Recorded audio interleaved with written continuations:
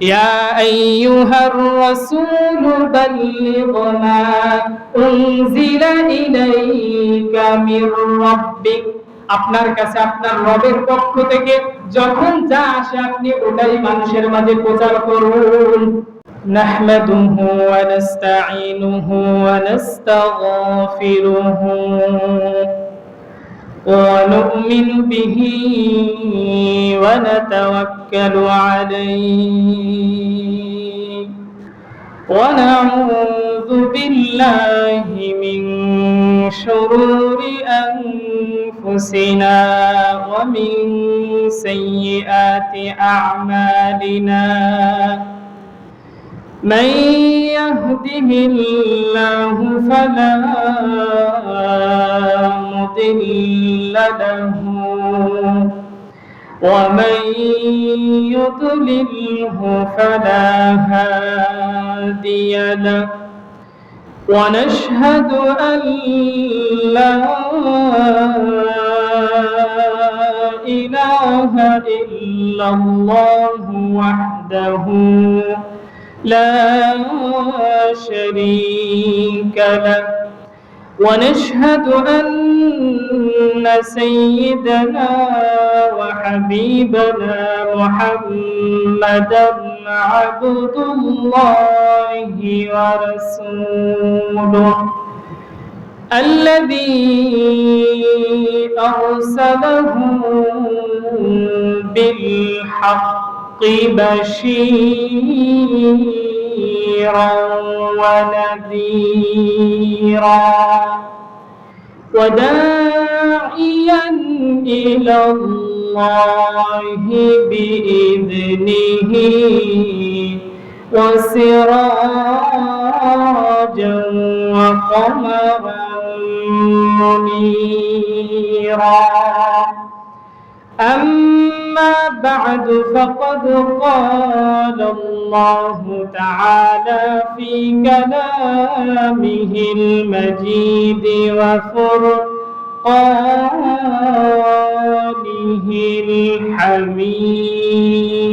الحميد সবাই জবান ছেড়ে পড়ি আউযু বিল্লাহি মিনাশ শাইতানির রাজীম বিসমিল্লাহির রাহমানির রাহিম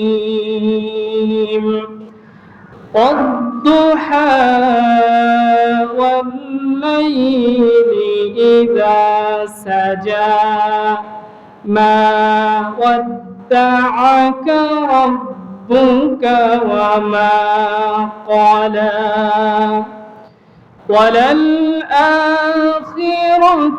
خير لك من الأولى ولسوف يعطيك ربك فترضى وقال تعالى في كلامه المجيد إن الله وملائكته يصلون على النبي يا أيها الذين آمنوا صلوا عليه وسلموا تسليما اللهم صل على سيدنا مولانا محمد وعلى علي سيدنا شافعنا محمد হাজার ব্যথা বেদনার পরে ফিরে আসনি তুমি আপন ঘরে দিনের আলো তুমি ছড়িয়ে দিতে, চলে গেলে মদিনায় মক্কা ছেড়ে। হে রাসূল তোমাকে ভুলি আমি কেমন করে, হে রাসূল তোমাকে ভুলি আমি কেমন করে।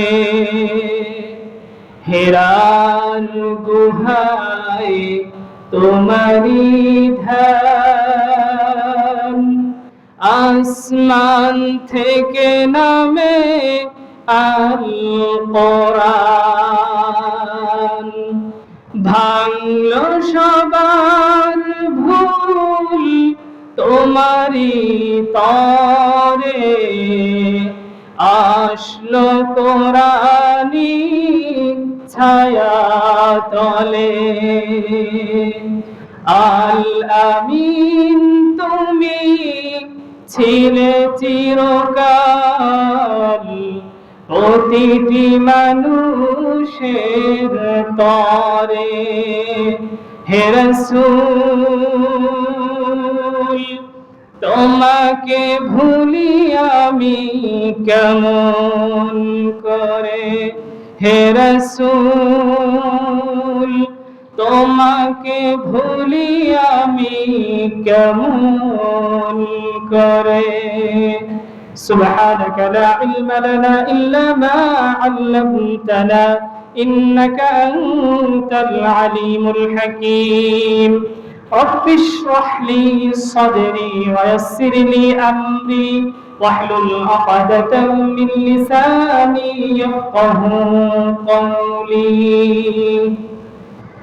আমরা শুকরিয়া আদায় করে নিচ্ছি মস্তক অবনত চিত্রে সেই মহান রব্বে কারিমের দরবারে, যিনি আমাদেরকে পৃথিবীর মধ্যে সবথেকে বড় নিয়ামত সুস্থতার নিয়ামত দান করে, পৃথিবীর মধ্যে সবথেকে দামি স্থান দামি জায়গা মসজিদের মধ্যে আসার বসার কিছু কথা বলা এবং শোনার তৌফিক দান করতেছেন। সেই মহান রব্বুল কারিমের দরবারে, সে রব্বে ইজ্জতের দরবারে আমরা দিল থেকে কালিমাতে শুকরিয়া আদায় করে নিচ্ছি আলহামদুলিল্লাহ। আজকে হলো 11ই রবিউল আউয়াল, আগামীকালকে হলো 12ই রবিউল আউয়াল, অর্থাৎ আরবি মাসে রবিউল আউয়াল মাস চলতেছে, তাই না? মুসলমান অবশ্যই আরবি মাসের গণনাটা ঠিক রাখা উচিত যদি দাবি করে মুসলমান। যেরকম ইংরেজি বাংলা এগুলো আমরা যেরকম যেইভাবে খেয়াল রাখি, আরবি মাসগুলোর গণনা আমাদের খেয়াল রাখা উচিত, উচিত না? অবশ্যই জানা উচিত প্রত্যেকটা মাসের নাম এবং বার তারিখ, কখন কি চলতেছে, কোন সময় কোন আমল, কোন সময় কি করতে হবে, কোনটা নিষেধ কোনটা আদেশ, এগুলো আমাদের অবশ্যই জানার প্রয়োজন আছে, আছে না? অবশ্যই আছে। আজকে হলো 11ই রবিউল আউয়াল। এই মাসটা নিয়ে অনেক ধরনের জল্পনা কল্পনা আছে সমাজে, আছে না? ছাড়াছাড়িও আছে, বাড়াবাড়িও আছে। কিছু মানুষ অতিরিক্ত করে, আবার কেউ আছে যতটুকু করার প্রয়োজন অতটুকুই করে। আমরা ইনশাআল্লাহ কোরআন হাদিস থেকে যতটুকু করার প্রয়োজন ততটুকুই করব, এর বেশি বাইরে করব না। রাসূল সাল্লাল্লাহু আলাইহি ওয়াসাল্লামের জন্ম এই রবিউল আউয়াল মাসে হয়েছে, এই হাদিসটাই বেশিরভাগ গ্রহণযোগ্য। একটা হাদিসে এসেছে রমজান মাস, এটা খুবই দুর্বল।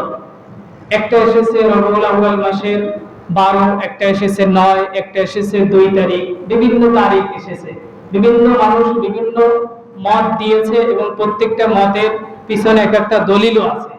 কিন্তু সবথেকে গ্রহণযোগ্য বেশি যে দলিলটা পাওয়া যায় সেটা হলো 9 তারিখে। কয় তারিখে? 9 তারিখে। এবং কিছু কিছু মানুষ আবার 12 তারিখকেও গ্রহণযোগ্যতা দিয়েছে। আচ্ছা, যাই হোক, আমরা মতভেদ সবকিছু একপাশে রেখে ধরে নিতে পারি যে এই মাসে তিনি জন্মগ্রহণ করেছেন। কিন্তু রাসূলের মৃত্যু এটা যে 12 তারিখে হয়েছে এতে কোনো সন্দেহ নেই, এটা নির্ধারিত। রবিউল আউয়াল মাসের 12 তারিখে মুহাম্মদ সাল্লাল্লাহু আলাইহি ওয়াসাল্লাম দুনিয়া থেকে চলে গেছেন, ইন্তেকাল করেছেন। রাসূল যে মারা গেছে এ কথা আমরা বিশ্বাস করি, স্বীকার করি? অবশ্যই করতে হবে, কারণ আল্লাহ রাব্বুল আলামিন বলেছেন কুল্লু নাফসিন যায়িকাতুল মাউত। প্রত্যেকটা প্রাণী যে দুনিয়ার একবার স্বাদ গ্রহণ করেছে তাকে অবশ্যই মৃত্যু গ্রহণ করতে হবে, এতে কোনো সন্দেহ নেই। এজন্য এ বিষয়ে আমাদের কিছু জানার প্রয়োজন আছে, অবশ্যই আছে না? অবশ্যই আছে। আমরা সে আলোকে কিছু কথা বলবো, এবং সেটাও কোরআনের মাধ্যমে। কিসের মাধ্যমে? কোরআনের মাধ্যমে। আমাদের প্রত্যেকটা জানা, প্রত্যেকটা বলা হবে কোরআন এবং হাদিস মতে। কি মতে? কোরআন এবং হাদিস মতে। আমরা সূরা কোরআনুল কারীমের আদ-দুহা তেলাওয়াত করেছি, অর্থাৎ আল্লাহ রাব্বুল আলামিন 10টি সূরা নাযিল করেছেন, এরপরে 11 নম্বর যে সূরাটা নাযিল করেছিলেন সেটা হলো সূরা আদ-দুহা। কি সূরা? সূরা আদ-দুহা। এই সূরার আয়াত আছে মোট 11টি। কয়টি? 11টি আয়াত আছে। আমরা এই সূরা থেকে সংক্ষিপ্ত কিছু আলোচনা শোনার চেষ্টা করব ইনশাআল্লাহ। কিন্তু সর্বপ্রথম আমরা সূরার যে বঙ্গ অনুবাদ আছে, সাধারণ যে অর্থগুলো আছে, স্বাভাবিক সাবলীল ভাষায় যে অর্থটা আছে কোরআনে, আমরা এটা জেনে নেব, এরপরে তাফসীরের দিকে অগ্রসর হব। আসুন আমরা জেনে নিই আল্লাহ রাব্বুল আলামিন সূরা আদ-দুহায় কি বলেছেন। আল্লাহ তাআলা বলতেছেন আদ-দুহা, আলোর শপথ। কিসের শপথ? আলোর শপথ। ওয়াল-লাইলি ইযা সাজা, অন্ধকারের শপথ। কিসের শপথ? অন্ধকারের শপথ। মা ওয়াদ্দাআকা রাব্বুকা ওয়া মা ক্বালা, নবী হে, আপনার রব আপনার প্রতি অসন্তুষ্ট হননি, আপনাকে ছেড়ে যাননি। ওয়ালাল আখিরাতু খায়রুল লাকা মিনাল উলা, আপনার পরবর্তী সময় পূর্ববর্তী সময়ের থেকে অনেক ভালো হবে। কার কথা? আল্লাহর কথা। ওয়ালা সাউফা ইউতিকা রাব্বুকা ফাতারদা, অচিরেই আপনার রব আপনাকে এত দিবেন যে আপনি খুশি হয়ে যাবেন, যা আপনি নিয়ে শেষ করতে পারবেন না। কে বলেছেন? আল্লাহ রাব্বুল আলামিন। আলাম ইয়াজিদকা ইয়াতীমান ফাআওয়া, নবী আপনি কি এতিম ছিলেন না? আমি কি আপনাকে ওই স্থান থেকে আশ্রয় দিইনি? কে বলতেছে? আল্লাহ রাব্বুল আলামিন। আপনি কি এতিম ছিলেন না? আমি কি আপনাকে আশ্রয় দেইনি? ওয়াজাদাকা দাল্লান ফাহাদা, আপনি পথ খুঁজতেছিলেন, আল্লাহ আপনাকে পথ দেখিয়ে দিয়েছেন। কি দেখিয়ে দিয়েছেন? পথ দেখিয়ে দিয়েছেন। কিছু কিছু তাফসীরের মধ্যে এসেছে যে আপনি পথভ্রষ্ট ছিলেন। আসলে নবীর সাথে এই কথাটা তেমন একটা যায় না, এজন্য বলতে হবে আপনি পথ খুঁজতেছিলেন, আপনি চিন্তা করতেছিলেন যে কোন পথে যাবেন। আমি ওই সময় আপনাকে দেখিয়ে দিয়েছি যে আপনি যদি এই পথে যান তাহলে আপনি সিরাতাল মুস্তাকিমের পথ পেয়ে যাবেন। ওয়াজাদাকা আইলান ফাআগনা, আপনি কি নিঃস্ব ছিলেন না? আল্লাহ তাআলা আপনাকে ধনী বানিয়েছিলেন। আপনি তো নিঃস্ব ছিলেন, অসহায় ছিলেন, আমি আপনাকে কি বানিয়েছি? ধনী বানিয়েছি। ফাআম্মাল ইয়াতীমা ফালা তাকহার, খবরদার এতিমদের সাথে কখনো কঠোর ভাষা ব্যবহার করবেন না। কাদের সাথে? এতিমদের সাথে। ওয়া আম্মাস সাইলা ফালা তানহার, ফরিয়াদি যে সওয়াল করে এরকম ব্যক্তিকে কখনো ধমক দিবেন না। অর্থাৎ যারা হাত পাতে মানুষের কাছে চায়, তাদেরকে কখনো ধমক দিয়ে ধমকি দিয়ে পাঠিয়ে দিবেন না। নম্র ভাষায়, ভদ্র ভাষায় তাদেরকে কথা বলবেন, তাদের সঙ্গে তাদেরকে কিছু বলা লাগলে নম্র এবং ভদ্র ভাষায় বলবেন, কিন্তু ধমক দিবেন না। ওয়া আম্মা বিনিআমাতি রাব্বিকা ফাহাদ্দিস, আর আপনার রবের যে নিয়ামত আপনার প্রতি আছে এটার বর্ণনা করুন। আপনি আপনার রব আপনাকে যে নিয়ামতগুলো দিয়েছে এগুলো আপনি মানুষের মাঝে প্রচার করুন, শুকরিয়ার বেশে, ফখরের বেশে না, অহংকারের বেশে না। আপনার অনেক কিছু আছে, এটা মানুষের মাঝে প্রকাশ করবেন কিসের বেশে? শুকরিয়ার বেশে, যে আল্লাহ আলহামদুলিল্লাহ আমাকে অনেক কিছু দিয়েছে। এরকম বলা যাবে না যে আমার অনেক কিছু আছে, তুমি কি করবে, আমাকে কিছু করতে পারবে? এটা বললে অহংকার হয়ে যাবে। আল্লাহ বলছে প্রকাশ করো, কিন্তু কিসের বেশে? শুকরিয়ার বেশে, অহংকারের বেশে নয়। এটা হলো সূরা দুহার সারমর্ম এবং সংক্ষিপ্ত যে লেখনীগুলো আছে, যে অর্থগুলো আছে কোরআনের সাবলীল ভাষায়, সেই অর্থগুলো হলো এই। এবার আমরা তাফসীরের দিকে ঢুকবো, তার আগে আপনাদের জন্য সূরাটা একটু সহজ করে দিই, বুঝতে যত সুবিধা হয়। আল্লাহ রাব্বুল আলামিন এই সূরাটা চারটি ভাগে চারটি সিস্টেমে নাযিল করেছে। কয়টি সিস্টেমে? চারটি সিস্টেমে। সূরার আয়াত আছে কয়টি? 11টি। কয়টি? 11টি। একটু মনে রাখতে হবে, সূরার আয়াত আছে কয়টি? 11টি। আল্লাহ রাব্বুল আলামিন প্রথম দুই আয়াতে শপথ করেছেন। কি করেছেন? শপথ, অর্থাৎ কসম কেটেছেন। আমরা কসম কাটি না, যে আল্লাহর কসম আমি এটা করি নাই, এরকম বলি না? আল্লাহ রাব্বুল আলামিন এরকম কসম কেটেছেন দুইটা আয়াতে। কোন দুই আয়াতে? প্রথম দুই আয়াতে। এরপরে তিন আয়াতে আল্লাহ রাব্বুল আলামিন সুসংবাদ জানিয়েছেন। কি জানিয়েছেন? সুসংবাদ জানিয়েছেন। এরপরে তিন আয়াতে আল্লাহ রাব্বুল আলামিন নবীজির অতীতের কথা মনে করিয়ে দিয়েছেন। কিসের কথা? অতীতের কথা। আমাদের সবার একটা অতীত আছে না? এই মুহূর্তে আমরা যেই সময় বসে আছি, আমাদের সকালবেলা যেই কাজটা করেছি ওইটা এই মুহূর্তে আমাদের কাছে অতীত হয়ে গিয়েছে, নাকি? গতকালকে যে কাজটা করেছিলাম ওইটা এই মুহূর্তে আমাদের কাছে কি হয়ে গিয়েছে? অতীত হয়ে গিয়েছে। মানুষের কাল হলো তিনটা: বর্তমান, অতীত, ভবিষ্যৎ, নাকি? সেরকম আল্লাহ তাআলা পরের যে তিনটা আয়াত, এটা নবীজিকে অতীতের কথা স্মরণ করিয়ে দিয়েছে। এরপরে একদম সর্বশেষ লাস্টের যে তিন আয়াত আছে, আল্লাহ রাব্বুল আলামিন তিনটি সাজেশন জানিয়েছেন। কয়টি? তিনটি আদেশ করেছেন, তিনটি বিষয় বাতিয়ে দিয়েছেন। কি করলে আপনি কি করতে পারবেন, কি কাজ করবেন, এই বিষয়ে আল্লাহ তাআলা আদেশ জানিয়েছেন। তাহলে আয়াত পাইলাম কয়টা? 11টা। প্রথম দুই আয়াত আল্লাহ রাব্বুল আলামিন শপথ করেছেন, এরপরের দুই আয়াতে সুসংবাদ, তিন আয়াতে সুসংবাদ জানিয়েছেন। কয়টা হলো? 5টা। এরপরের তিন আয়াতে আল্লাহ রাব্বুল আলামিন অতীতের কথা জানিয়েছেন, 8টা। এরপরের তিন আয়াতে আল্লাহ রাব্বুল আলামিন সাজেশন জানিয়েছেন। কি জানিয়েছেন? সাজেশন জানিয়েছেন। তাহলে কয়টা হলো? 11টা। এই হলো মোট 11টি আয়াত সূরা আদ-দুহা।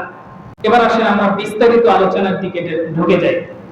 এই সূরার যে ফজিলত আছে, যে প্রেক্ষাপট আছে, যদি আপনাদের মাঝে বলি তাহলে আরো বুঝতে সুবিধা হবে।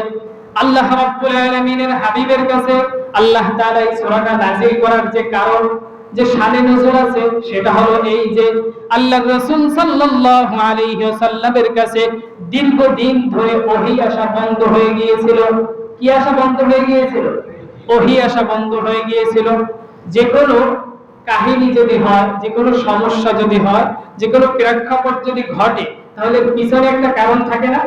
পিছনে একটা কারণ থাকে। এক জায়গায় দেখতেছেন ঝগড়া হচ্ছে, মারামারি হচ্ছে, আপনারা গিয়ে জিজ্ঞাসা করেন কি সর্বপ্রথম, এই মারামারি হলো কি কারণে? এই কথা জিজ্ঞাসা করেন না? কারণ না থাকলে তো কোনো জিনিস হয় না, হয়? তা আল্লাহর রাসূলের কাছে সূরাটা নাজিল হয়েছে, এর একটা কারণ তো আছে। সেই কারণটা হলো এই: রাসূল সাল্লাল্লাহু আলাইহি ওয়াসাল্লামের কাছে দীর্ঘদিন ধরে ওহী আসে না। ওহী আসে না আসমান থেকে, আল্লাহ রাব্বুল আলামিন কোনো বার্তা পাঠায় না। রাসূল সাল্লাল্লাহু আলাইহি ওয়াসাল্লাম পেরেশানিতে পড়ে গেলেন, চিন্তায় পড়ে গেলেন যে কেন ওহী আসে না। এক দুই দিন নয়, প্রায় 15 দিন। একটা বর্ণনায় এসেছে, আরেকটা বর্ণনায় এসেছে 1 মাস পর্যন্ত ওহী আসে না। আরেকটা বর্ণনায় এসেছে 2 মাস পর্যন্ত ওহী আসে না। আরেকটা বর্ণনায় এসেছে 1-2 দিন নয়, 1 মাস 2 মাস নয়, 6 মাস পর্যন্ত রাসূলের কাছে ওহী আসা বন্ধ ছিল।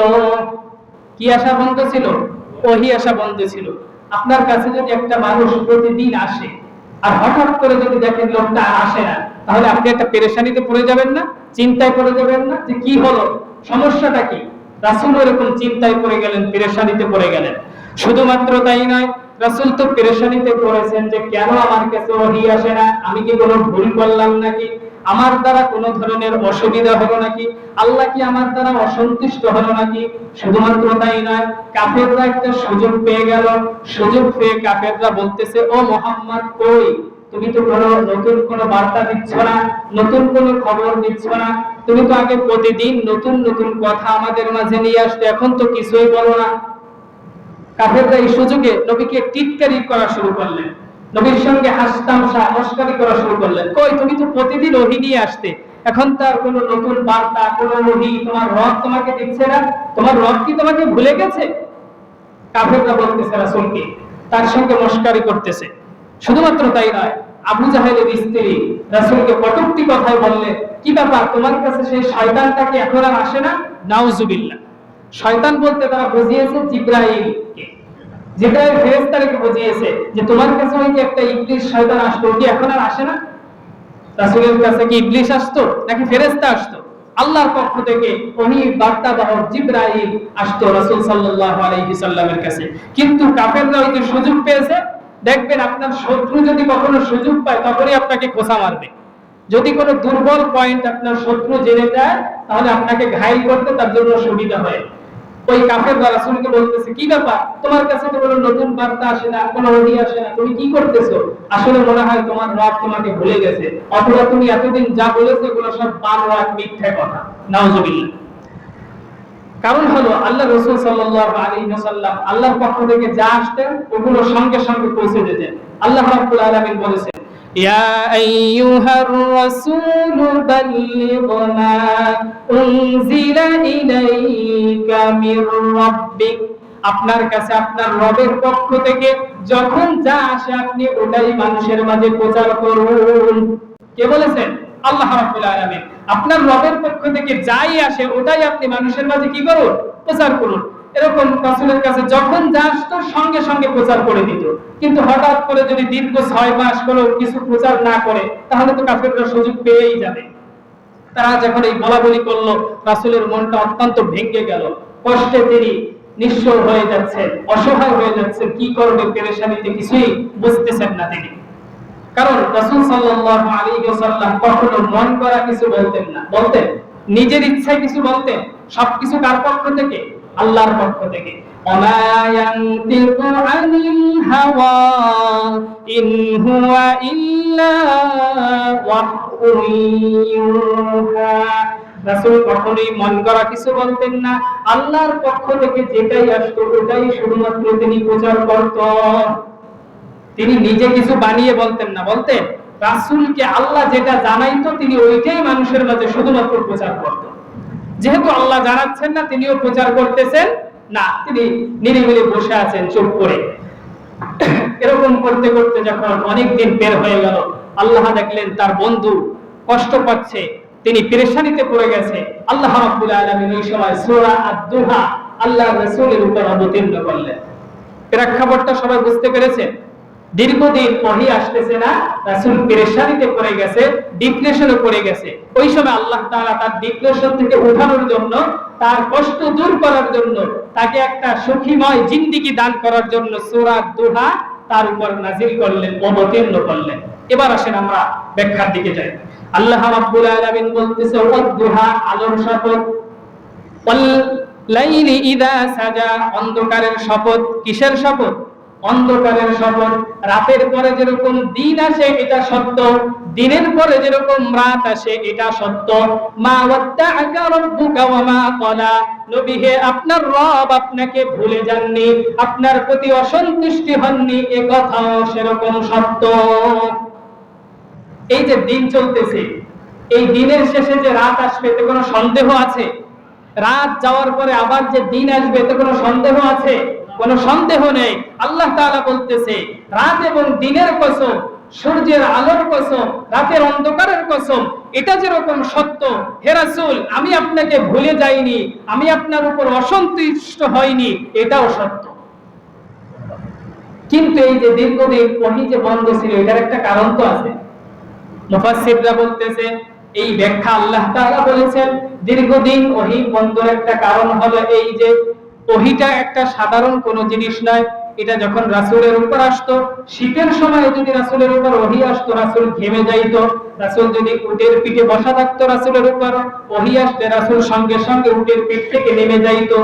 রাসূল একদিন এক সাহাবীর উরুর উপর শুয়ে আছে, সঙ্গে সঙ্গে ওহী নাজিল হয়েছে।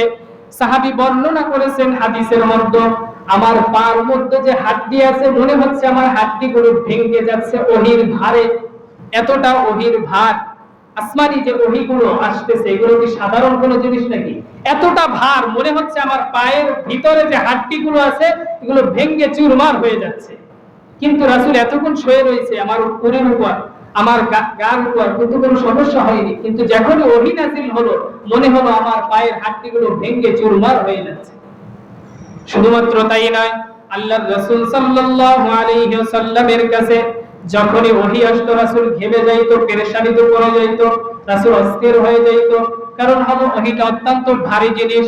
আল্লাহ রাব্বুল আলামিন এই কোরআনকে নাজিল করতে চেয়েছিলেন পাহাড়ের উপর, কিন্তু পাহাড় নিতে চাইনি।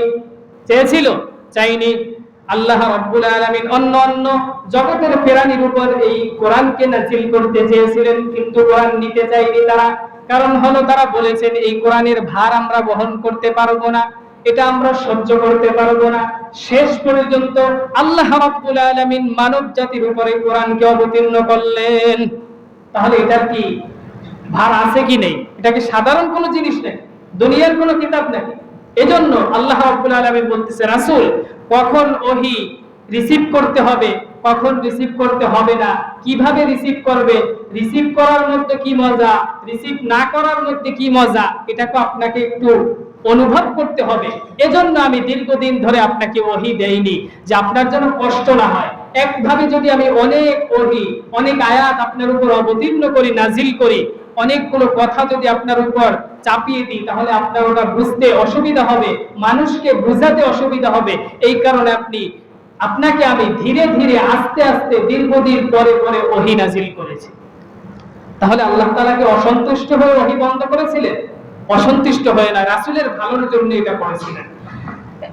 কিন্তু কাফেররা রাসূলকে অপবাদ দিয়েছিলেন যে আপনার রব হয়তো আপনাকে ভুলে গিয়েছে, এই কারণে আপনার কাছে আর ওহী পাঠায় না, আপনার সেই ইবলিসটা আপনার কাছে কেন আসে না। কাফেররা সুযোগ পেয়ে রাসূলকে অপবাদ দিয়েছিলেন, কিন্তু আল্লাহ তাআলা জানিয়ে দিলেন রাতের পরে যেরকম দিন সত্য, দিনের পরে যেভাবে রাত সত্য, ঠিক ওইভাবেই মা ওয়াদ্দাআকা রাব্বুকা ওয়া মা ক্বালা। হে রাসূল, আমি রব আপনাকে ভুলে যাইনি, আপনার প্রতি অসন্তুষ্ট হইনি। তাহলে প্রথম দুইটা আয়াত ক্লিয়ার, সবার কাছে ক্লিয়ার।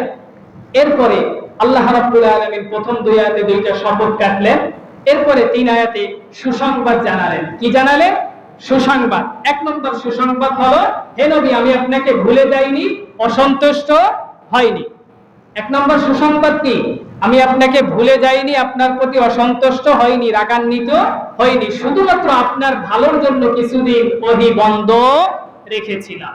তিন নম্বর আয়াতে আল্লাহ রাব্বুল আলামিন বলতেছে, ওয়ালাল আখিরাতু খায়রুল লাকা মিনাল উলা। হে রাসূল, আপনার পরবর্তী সময় আপনার পূর্ববর্তী সময়ের থেকে অনেক ভালো হবে। কি বলতেছে? আপনার পরবর্তী সময় পূর্ববর্তী সময়ের থেকে অনেক ভালো হবে। এখন হয়তো কিছু সময়ের জন্য কাফেররা আপনাকে নিয়ে ঠাট্টা মশকরা করতেছে, ইসলামকে নিয়ে তামাশা করতেছে, বিদ্রূপ করতেছে, কিন্তু এমন একটা সময় আসবে যখন এরা আপনাদের পায়ের কাছে গিয়ে বিলয়ের মতো বসে থাকবে, আপনাদের কাছে সবকিছু যাবে। এমন সময় আসবে ইনশাআল্লাহ। আসবে না মুসলমানদের? এক সময় ছিল, এখন হয়তো আমরা একটু সমস্যায় আছি, অসুবিধায় আছি, তোমাদের কাছে আমাদের ধন্না ধরা লাগতেছে, কিন্তু এটার জন্য তোমরা মনে করো না যে মুসলমানরা ঘুমিয়ে গেছে, মুসলমানরা সমস্যায় পড়ে গেছে। কিছু সময়ের জন্য আমাদের সমস্যার দিন যাচ্ছে, আবার এই সমস্যা কেটে যাবে, আলোর দিন ফিরে আসবে। তখন আল্লাহর রহমতে এই কোরআন এই জমিনে ইনশাআল্লাহ আবার প্রতিষ্ঠা হয়ে যাবে। আল্লাহ তাআলা সেই কথা জানিয়েছেন। হে রাসূল, আপনার পেরেশানির কোনো কারণ নাই, এখন হয়তো একটু কষ্ট হতে পারে, কিন্তু আবার এই অন্ধকার কেটে যায়, আলোর দিন ফিরে আসবে, আপনার সামনের দিনগুলো অত্যন্ত ভালো হবে, আপনার কোনো পেরেশানি নাই। দ্বিতীয় একটা সবাই বুঝছি, দ্বিতীয় সুসংবাদ আল্লাহ কি জানালেন? যে সামনের দিনগুলো ভালো হবে, কোনো পেরেশানি নাই, ধৈর্য ধারণ করুন, সবর করুন, আল্লাহর জন্য অপেক্ষা করুন। অবশ্যই আল্লাহ তাআলা অচিরেই আপনাদেরকে এমন সাহায্য পাঠাবে যে সাহায্যের দ্বারা আপনারা কালিমার পতাকা তামাম বিশ্বে উড়িয়ে দিবেন। 4 নম্বর আয়াতে আল্লাহ রাব্বুল আলামিন জানাচ্ছে, ওয়ালা সাউফা ইউতিকা রাব্বুকা ফাতারদা। অচিরেই আপনার রব আপনাকে এত দিবেন যে আপনি যেটা নিয়ে পারবেন না, আপনাকে এত দিবেন যার দ্বারা আপনি খুশি হয়ে যাবেন। কে বলেছেন? আল্লাহ রাব্বুল আলামিন। এখন হয়তো আপনার কাছে কিছু নাই, পেরেশানিতে আছেন, কষ্টে আছেন, সমস্যায় আছেন, বিভিন্ন সমস্যায় পড়তেছেন, কিন্তু অচিরেই আপনার রব আপনাকে এত দিবেন যে আপনি খুশি হয়ে যাবেন। আপনি কল্পনাই করতে পারবেন না, গুণে শেষ করতে পারবেন না। এমন মানুষ আমাদের সমাজে দেখেন না, যে কি ছিল, কোনো কিছু ছিল না, কিন্তু এখন শুধু দেখি তার কোনো কিছুর অভাবই নাই। এরকম মানুষ আছে? এমন এক সময় সমস্যা ছিল, একবেলা ভালো মতো ভাত খাইতে পারতো না, কিন্তু এখন নিজে তো খায়, আরো হাজার হাজার মানুষকে খাওয়ায়, কিন্তু তার সম্পদ পুরোয় না। আছে না? আল্লাহ তাআলা সেই কথা বলতেছে যে অচিরেই আপনার সুন্দর একটা দিন চলে আসবে, আপনার ভালো একটা দিন চলে আসবে, যেগুলো আপনাকে আমি দিব, এগুলো আপনি নিয়ে শেষ করতে পারবেন না। আল্লাহ রাব্বুল আলামিন বলতেছে, কেমন ভাবে দিয়েছিলেন একটু লক্ষ্য করলে বুঝবেন।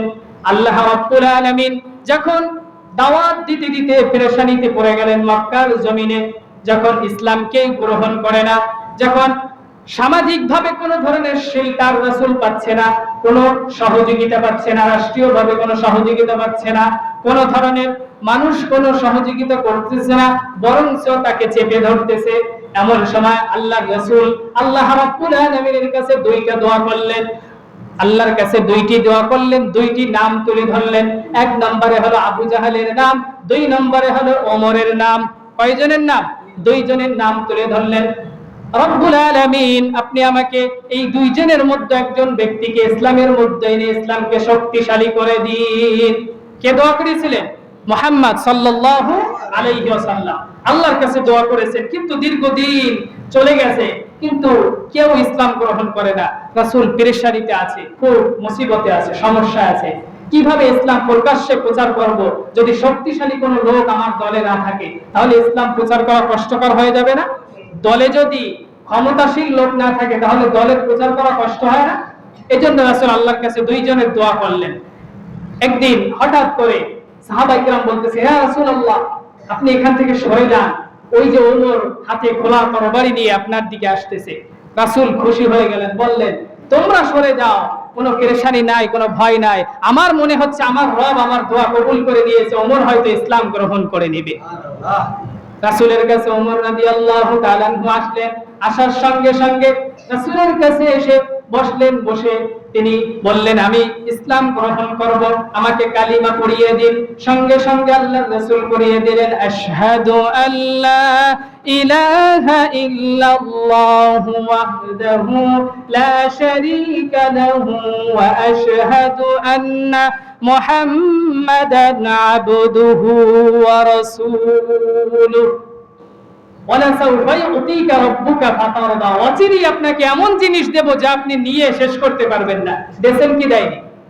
এমন ব্যক্তিকে ইসলামের মধ্যে ঢুকিয়ে দিয়েছেন, যিনি ইসলাম ধর্ম গ্রহণ করে সঙ্গে সঙ্গে কাবার সামনে গিয়ে দাঁড়িয়ে বলেছেন, কেউ যদি তোমাদের স্ত্রীকে বিধবা করতে চাও, কেউ যদি সন্তানকে হারাতে চাও, কেউ যদি স্বামীকে হারাতে চাও, তাহলে মুহাম্মাদের সঙ্গে তোমরা এসে বাধা দিও, তার কালেমায় বাধা দিও। এখন থেকে ইসলাম প্রকাশ্যভাবে প্রচার হবে, এখন আর কেউ এই বিষয়ে বাধা দিতে পারবে না।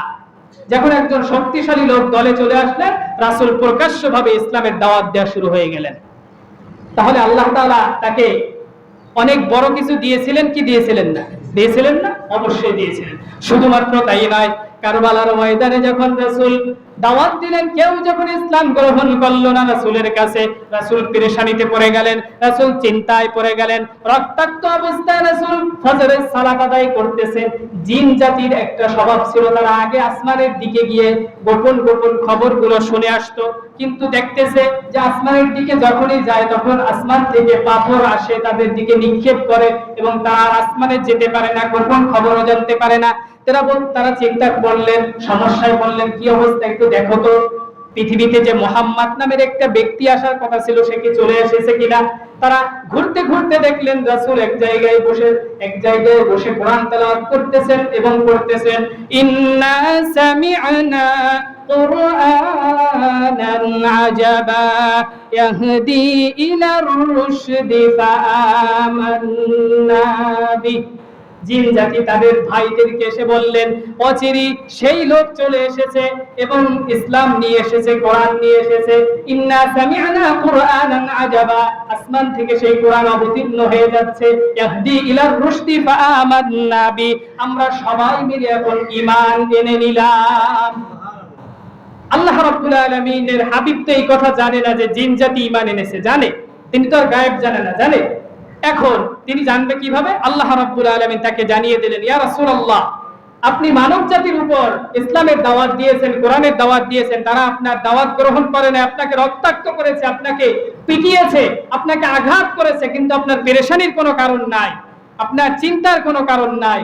আপনার মানব জাতি ইসলাম গ্রহণ করেনি, কিন্তু জিন জাতির একটি দল আপনার উপর ঈমান এনে নিয়েছে, ইসলাম গ্রহণ করে নিয়েছে। রাসূলকে আল্লাহ তাআলা ওয়ালা সাউফা ইউতিকা রাব্বুকা ফাতারদা খুশি করে দিয়েছিলেন কি দিয়েছিলেন না? এত বড় খুশি আর কখনো তিনি হয়েছে?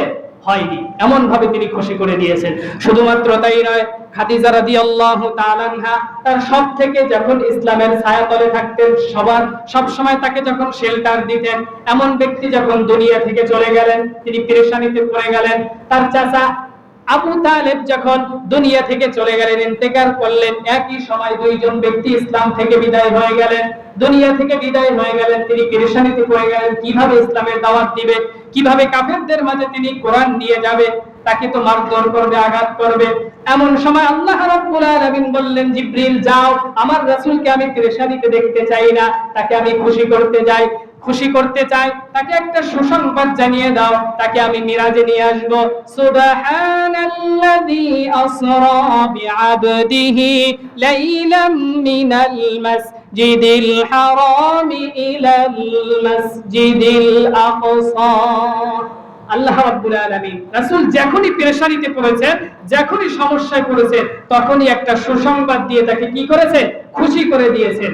অর্থাৎ ওয়ালা সাউফা ইউতিকা রাব্বুকা ফাতারদা, অচিরেই আপনাকে এমন দেওয়া দেব যেটা আপনি নিয়ে শেষ করতে পারবেন না। শুধুমাত্র তাই নয়, আল্লাহ রাব্বুল আলামিন তাকে শুধুমাত্র মেরাজে নিয়ে শেষ করেনি। আল্লাহর রাসূল যখন মক্কায় সমস্যায় পড়লেন, মদিনায় হিজরতের ব্যবস্থা করে দিয়েছিলেন কি দিয়েছিলেন না? শুধুমাত্র হিজরতের ব্যবস্থা করে দিয়ে শেষ করেনি। আল্লাহর রাসূল যখন হিজরত করলেন, হিজরতের পরে তিনি পেরেশানিতে পড়ে গেলেন, তিনি চিন্তায় পড়লেন, মনে মনে অনুভব করতেছে, আমি যদি একটু কাবার দিকে ফিরে নামাজ পড়তে পারতাম, আমি যদি আল আকসার দিকে না ফিরে, আমি যদি কাবার দিকে ফিরে আমার 2 রাকাত সালাত আদায় করতে পারতাম, আমার কিবলা যদি কাবাটা হতো, কতই না ভালো হতো। আল্লাহ রাব্বুল আলামিন বললেন, ইয়া রাসূলুল্লাহ, আপনার পেরেশানির কোনো কারণ নাই, আপনার চিন্তার কোনো কারণ নাই, আপনাকে আমি কাবার দিকে ফিরে নামাজ পড়ার অনুমতি দিয়ে দিলাম। ফাওয়াল্লি ওয়াজহাকা শাতরাল মাসজিদিল হারাম, আপনি আর আল আকসার দিকে ফিরে নামাজ পড়ার প্রয়োজন নাই, এখন থেকে আপনার কিবা হলো মসজিদে হারাম, এদিক ফিরে আপনি নামাজ পড়া শুরু করে দিন। আল্লাহর রাসূল যখনই পেরেশানি করেছে, ওয়ালা সাউফা ইউতিকা রাব্বুকা ফাতারদা, অচিরেই আল্লাহ তাআলা তাকে এমন জিনিস দিয়েছেন যে তিনি নিয়ে শেষ করতে পারে না। আল্লাহ রাব্বুল আলামিনের হাবিব পেরেশানিতে পড়ে গিয়েছেন, কারণ তিনি শুনেছেন আগের উম্মতরা 1000 বছর বাঁচতেন। কয় হাজার বছর? 1000 বছর বাঁচতেন। তারা অনেক ইবাদত করেছে, অনেক যুদ্ধ করেছে, তাহলে তাদের জন্য তো জান্নাতে যাওয়া সহজ হয়ে যাবে। আমার উম্মত মাত্র 60 বছর বাঁচবে, তারা কিভাবে জান্নাতে যাবে? তিনি কান্নাকাটি শুরু করলেন, পেরেশানিতে পড়লেন। আল্লাহ রাব্বুল আলামিন সঙ্গে সঙ্গে আয়াত নাযিল করে দিলেন, ইন্না আনজালনাহু ফি লাইলাতিল কদরি ওয়া মা আদরাকা মা লাইলাতুল কদর লাইলাতুল কদরি খায়রুম মিন আলফি শাহর। ইয়া রাসূলুল্লাহ, আপনার কোনো পেরেশানি নাই। আগের উম্মতরা 1000 বছর ইবাদত করে তারপরে 1000 বছরের সওয়াব নিয়েছে, কিন্তু আপনার উম্মত যদি কদরের একটা রাত পেয়ে যায়, 1000 বছরের ইবাদতের সওয়াব তারা পেয়ে যাবে। রাসূলকে ওয়ালা সাউফা ইউতিকা রাব্বুকা ফাতারদা এমন দেয়া দিয়েছেন যে রাসূল নিয়ে শেষ করতে পারে নাই। আল্লাহ রাব্বুল আলামিন এইভাবে রাসূলকে দিয়েছেন। শুধুমাত্র তাই নয়, আল্লাহ রাব্বুল আলামিন রাসূলকে জান্নাতে একটা কুরসি দান করবেন, একটা বসার স্থান দান করবেন। আল্লাহ রাব্বুল আলামিন তাকে মাকামে মাহমুদ দান করবেন, একটি চেয়ার দান করবেন। وَمِنَ اللَّيْلِ فَتَهَجَّتْ بِهِ نَافِلَةً لَكَ عَسَى أَن يَبْعَثَكَ رَبُّكَ مَقَامًا مَحْمُودًا। কিয়ামতের দিন যখন সবাই পেরেশানি থাকবে, সমস্যায় থাকবে, চিন্তায় থাকবে, ইয়া নফসি বলতে থাকবে, সব নবীরা পর্যন্ত পেরেশানিতে থাকবে, কিন্তু শুধুমাত্র আল্লাহ রাব্বুল আলামিন আমাদের হাবিবকে, আমাদের নবীকে দুনিয়াতে খুশি করে ক্ষান্ত হয়নি, আখিরাতেও একটি সুন্দর কুরসি দান করবে, চেয়ার দান করে তাকে খুশি করে দিবে। শুধুমাত্র এখানেই শেষ নয়, ওয়ালা সাউফা ইউতিকা রাব্বুকা ফাতারদা, এমন দেয়া দেব যে আপনি নিয়ে শেষ করতে পারবেন না। দুনিয়া তো দিছে, আখিরাতেও দিচ্ছে। আল্লাহর রাসূল সাল্লাল্লাহু আলাইহি ওয়াসাল্লাম কিয়ামতের ময়দানে সবাই পেরেশানিতে, মাথার এক বিগস্ত উপরে সূর্য ইয়া নফসি বলতেছে, সবাই পেরেশানিতে আছে। রাসূল সাল্লাল্লাহু আলাইহি ওয়াসাল্লাম তার কুরসি, তার চেয়ার ছেড়ে দিয়ে তিনি সিজদায় লুটিয়ে পড়লেন। তিনি বললেন, ইয়া উম্মতি, আমার উম্মতের কি হবে? আমার উম্মত কিভাবে জান্নাতে যাবে? আমার উম্মত কিভাবে জান্নাতে যাবে? এই জাহান্নাম থেকে কিভাবে বাঁচবে? ওই সময় আল্লাহ রাব্বুল আলামিন আবার ওয়ালা সাউফা ইউতিকা রাব্বুকা ফাতারদা বললেন, ও জিবরিল যাও, আমার রাসূলকে জানিয়ে দাও তার পেরেশানির কোনো কারণ নাই, চিন্তার কোনো কারণ নাই, তার উম্মতদেরকে সে বেঁচে বেঁচে জান্নাতে নিয়ে যায়। সুবহানাল্লাহ। শুধুমাত্র তাই নয়, আল্লাহ রাব্বুল আলামিন এতটুকু দিয়ে ক্ষান্ত করেননি, আল্লাহর রাসূলকে হাউজে কাউসার দান করবে, এমন কাউসারের পানি, যেই পানির এক পেয়ালা পানি যদি কেউ পান করে, তার একবার যদি কেউ পান করে, তার কখনো পানির তেষ্টার আর অনুভব হবে না। এত ঠান্ডা পানির ব্যবস্থা তার উম্মতের জন্য করে দিবে। তাহলে রাসূলকে কি আল্লাহ তাআলা কম দিয়েছে? তাহলে এই কথা কি সত্য? ওয়ালা সাউফা ইউতিকা রাব্বুকা ফাতারদা, অচিরেই আপনাকে এমন দেওয়া দেব যেটা আপনি নিয়ে শেষ করতে পারবেন না। এটা কি শুধুমাত্র রাসূলের জন্য? আমাদের জন্য। আমরাও যদি এরকম পেরেশানিতে পড়ে যাই, চিন্তায় পড়ে যাই, ডিপ্রেশনে পড়ে যাই, তাহলে আমরা সূরা দুহা একটু তেলাওয়াত করব। পারবো তো সবাই? তেলাওয়াত করব, দেখবেন মনটা ভালো হয়ে যাবে। আল্লাহ তাআলা এমন দেওয়া দিবে যেটা আপনি নিয়ে শেষ করতে পারবেন না। শুধুমাত্র দুনিয়াতে দেবে না, আখিরাতেও দিবে। তাহলে 2 নম্বরে আল্লাহ তাআলা 3টি সুসংবাদ জানালেন। এরপরের 3 আয়াতে আল্লাহ তাআলা অতীতের কথা জানিয়ে দিলেন। কিসের কথা? অতীতের কথা জানিয়ে দিলেন। সময় সংক্ষেপে আমি অল্পতেই বলে শেষ করব। আল্লাহ রাব্বুল আলামিন বলতেছেন, আলাম ইয়াজিদকা ইয়াতীমান ফাআওয়া, নবী আপনি কি এতিম ছিলেন না? আপনি কি অসহায় ছিলেন না? আমি কি আপনাকে আশ্রয়ের ব্যবস্থা করে দেইনি? আল্লাহ তাআলা বলতেছেন, নবী আপনি কি এতিম ছিলেন না? রাসূল সাল্লাল্লাহু আলাইহি ওয়াসাল্লাম যখন তার মার গর্ভে ছিলেন, 6 মাস গর্ভে থাকা অবস্থায় তার বাবাকে হারিয়ে ফেলছেন, এতিম হয়ে গিয়েছেন। তিনি যখন দুনিয়াতে আসছেন, আমিনা তখন ঘরের মধ্যে বসে চিন্তা করতেছেন, হায় আফসোস, আজকে এই সন্তান আসার পরে যেই ব্যক্তি সবথেকে বেশি খুশি হতো, সেই ব্যক্তি তো আজকে দুনিয়ায় নাই। মুহাম্মদের পিতা তো আজকে দুনিয়াতে নাই। তিনি তো সবথেকে বেশি খুশি হতেন যদি তিনি দুনিয়াতে থাকতো। রাসূল যখন জন্মগ্রহণ করলেন, তার চাচা আবু তালেব তিনি ঘোষণা করে দিলেন, ধাত্রীদেরকে বলে দিলেন যে তোমাদের মধ্যে কে আছে এই এতিম সন্তানটাকে নেবে, লালন পালন করবে, দুগ্ধ পান করাবে। কেউ রাজি হয় না, কারণ এতিম সন্তান কেউ নিতে চায় না। আর তার দাদা বলে দিয়েছেন যে বেশি কিছু দিতে পারবো না, শুধুমাত্র সন্তানটাই দিতে পারবো, যদি কেউ চাও নিতে পারো। কেউ রাজি হলো না। শেষ পর্যন্ত হালিমাতুস সাদিয়া চিন্তা করতেছেন, যেহেতু এসেই করেছে, একটু ঘরের মধ্যে ঢুকে দেখি, যদি বাচ্চাটা সুন্দর হয়, ভালো হয়, তাহলে আমি নেব। তিনি ঘরের মধ্যে ঢুকে দেখলেন বাচ্চাটা এতটা সুন্দর আকৃতি আল্লাহ তাআলা সৃষ্টি করেছেন। কোলের মধ্যে যখন নিলেন, তার মনের মধ্যে শান্তি অনুভব হলো, ভালো লাগলো। তিনি সঙ্গে সঙ্গে বাচ্চাটাকে দত্তক নিয়ে নিলেন। বাচ্চাটাকে দুগ্ধ পান করার জন্য ঘর থেকে বের হয়ে গেলেন। বের হওয়ার পরে তিনি যখন উটের পিঠে উঠলেন, তিনি বর্ণনা করেছেন, আমার উটটা আসার সময় চলতে পারতেছে না, রোগাক্রান্ত, কিন্তু যাওয়ার সময় উটটা এত জোরে দৌড়াচ্ছে, মনে হচ্ছে উটের উপর কোনো বরকতময় ব্যক্তি উঠে বসেছে। কে বলেছেন? হালিমাতুস সাদিয়া। তিনি বলতেছে, আমি তাকে কোলে নেওয়ার পরে একটা আলাদা ফিল পাচ্ছি। আমি যখন বাড়িতে গেলাম, আমার কুয়ায় কোনো পানি ছিল না, পানির ব্যবস্থা হয়ে গিয়েছে। সুবহানাল্লাহ। এইভাবে তাকে লালন পালন করতেছে। তার দুধ বোন সাইমা তাকে নিয়ে এইভাবে দোলনা দিচ্ছে। আর কবি বলতেছে, হায় আফসোস, সাইমা তো আর জানে না যে তার যে এই দুধ বোনটা আছে, এটা সাধারণ কোন দুধ ভাইটা আছে, এটা কোনো সাধারণ ভাই না, এটা হলো বিশ্বনবী জনাবে মুহাম্মদুর রাসূলুল্লাহ সাল্লাল্লাহু আলাইহি ওয়াসাল্লাম, যাকে আল্লাহ তাআলা ওয়ামা আরসালনাকা ইল্লা রাহমাতাল লিল আলামিন, গোটা বিশ্ব জগতের জন্য রহমত হিসাবে প্রেরণ করেছেন। আল্লাহর রাসূলকে এইভাবে এতিম করে আল্লাহ তাআলা সৃষ্টি করেছেন। শুধুমাত্র তাই না, তিনি খেলাধুলা করতেছেন মাঠের কিনারায় দাঁড়িয়ে দাঁড়িয়ে। প্রতিদিন খেলাধুলার শেষে বাচ্চাদের বাবারা এসে তাদেরকে নিয়ে যায়, কিন্তু রাসূলকে কোনো বাবা এসে নেয় না। রাসূল একদিন দাঁড়িয়ে দাঁড়িয়ে এক কর্নারে কান্না করতেছেন। তিনি কান্না করতেছেন, তখন তার মা এসে বললেন, কি হয়েছে বাবা, তুমি কান্না করতেছো কেন? রাসূল বলতেছে, আম্মা জান, প্রত্যেকটা সন্তানের বাবাই তো এসে ডাক দিয়ে নিয়ে যায়, সন্তানটা দৌড় দিয়ে গিয়ে বাবার গলা জড়িয়ে ধরে আর বাবা বলে ডাক দেয়, কিন্তু আমি তো বাবা বলে কাউকে ডাক দিতে পারি না, আমি তো কারো গলা জড়িয়ে ধরতে পারি না, আমার কি বাবা নাই?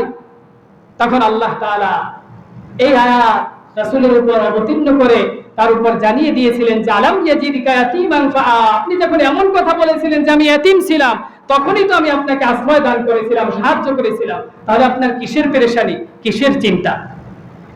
আপনার বাবার অভাব তো আমি বুঝতে দেইনি, আপনাকে তো আমি আশ্রয় দিয়েছিলাম। কে দিয়েছিল? আল্লাহ রাব্বুল আলামিন।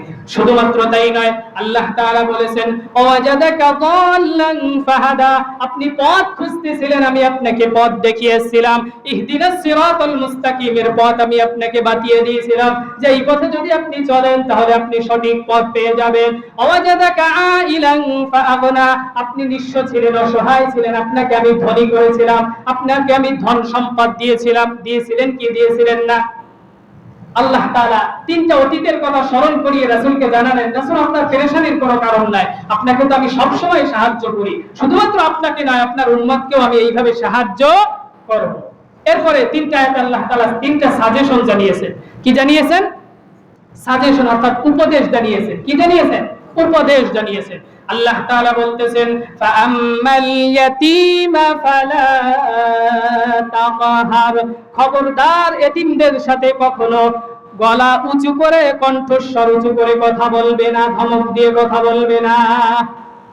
কে বলেছেন? আল্লাহ তাআলা বলতেছেন হে নবী, খবরদার কখনো আপনি এতিমদের সঙ্গে কঠোর ভাষায় কথা বলবেন না।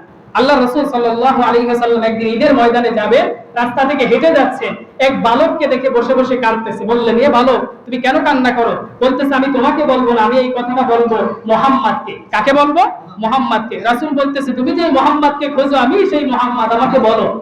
তিনি বলতেছেন কারণ হলো আমার মা বলেছেন তোমার ব্যথা শুধুমাত্র মুহাম্মাদই বুঝবে, কারণ মুহাম্মাদ হলো এতিম। এতিমের ব্যথা কে বোঝে? এতিমই বোঝে, এছাড়া কেউ বোঝে না। যেই ব্যক্তির বাবা মারা গেছে, মা মারা গেছে, সেই বোঝে যে বাবা মা হারানো কি যন্ত্রণা। তিনি বলতেছে আমার মা অন্য এক জনের সঙ্গে বিবাহ আবদ্ধ হয়েছেন, কিন্তু ওই পুরুষ আমাকে আমার মার সঙ্গে দেখা করতে দেয় না, সাক্ষাৎ করতে দেয় না, কিছুই দেয় না আমাকে, এজন্য আমি খুব অসহায় আছি। রাসূল বললেন আমি যদি তোমার বাবা হই আর আমার স্ত্রী যদি তোমার মা হয়, তাহলে কি তুমি খুশি? বলতেছে এর থেকে খুশি আর কি হতে পারে যদি আপনার মতো ব্যক্তি আমার বাবা হয় আর আপনার স্ত্রী যদি আমার মা হয়। রাসূল সাল্লাল্লাহু আলাইহি ওয়াসাল্লাম সঙ্গে সঙ্গে ঈদের দিন তাকে বাড়ি নিয়ে গেলেন এবং তাকে তুলে দিলেন তার স্ত্রীর হাতে। বললেন আজকে ঈদের দিন আল্লাহ তাআলা তোমার জন্য একটা উপহার পাঠিয়েছে। এর দ্বারা বোঝা যায় কখনো এতিমদের সঙ্গে খারাপ ব্যবহার করা যাবে না, উচ্চ কণ্ঠে কথা বলা যাবে না, ধমক দিয়ে কথা বলা যাবে না। কোন ব্যক্তি আপনার কাছে কিছু চাইতেছে তাকে ধমক দিয়ে কিছু বলবেন না। আল্লাহ তাআলা বলতেছে শুনুন ওয়া আম্মাস সাইলা ফালা তানহার, যে ব্যক্তি ফরিয়াদি, যে ব্যক্তি মানুষের কাছে হাত পাতে চায়, সওয়ালকারী ব্যক্তিকে কখনো ফিরিয়ে দিবে না, তাকে কখনো কঠোর ভাষায় কথা বলবে না, ধমক দিবে না, কারণ রাসূল এটা নিষেধ করেছেন। কোন ব্যক্তি যদি আপনার কাছে হাত পাতে চায় তাকে ফিরিয়ে দিবেন না, যতটুকু পারেন দেবেন, কিন্তু ধমক দিয়ে কথা বলবেন না। একটা ব্যক্তি এসে বলতেছে ভাই আমাকে কিছু দেন, আপনি প্রশ্ন করতেছেন কি তুমি আত্মাহিত পারো, দুরূদ শরীফ পারো, সূরা ফাতিহা পারো, লেখাপড়া জানো? এটা কোনো প্রশ্ন হলো?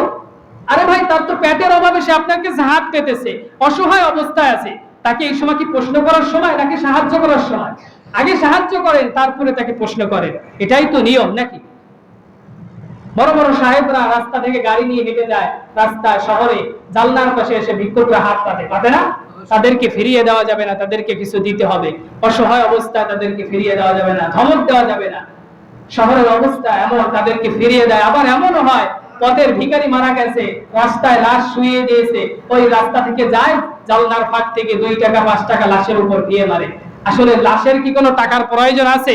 নেই। টাকার প্রয়োজন তো জীবিত ব্যক্তি, জীবিত থাকতে আপনি তাকে সাহায্য করলেন না, মারা যাওয়ার পরে সাহায্য আল্লাহ কবুল করবে? কখনো করবে না। এজন্য এতিমদের কখনো অসহায় অবস্থায় ঠেলে দেওয়া যাবে না, সাহায্য করতে হবে। পারবো তো সবাই? সব অবস্থায় সাহায্য করবো, কারণ এতিম ছিলেন কে?